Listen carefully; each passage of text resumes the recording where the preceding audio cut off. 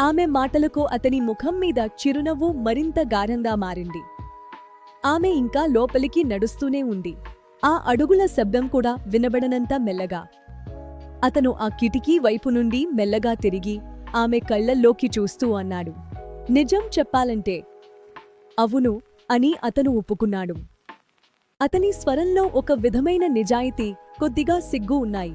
మీకోసం ఎదురుచూసే ఆ సమయం కూడా ఈ గదికి ఒక రకమైన అర్థాన్ని ఇస్తుంది. కాని నువ్వు ఇక్కడ ఉన్నప్పుడు వచ్చే ఆ సంపూర్ణత, అది వేరు. అతని మాటలకు ఆమె ముఖంలో ఒక అద్భుతమైన భావం వెలిగింది. ఆమె తన నవ్వును అణచుకోవడానికి ప్రయత్నిస్తూ చూసింది. అంటే నేను లేకపోతే ఈ గది కూడా నిద్రపోతున్నట్టేనా అని ఆమె అడిగింది. కాని ఆమె కళ్లలో ఆనందం ఉంది. బహుశా అతను మళ్లీ నవ్వాడు.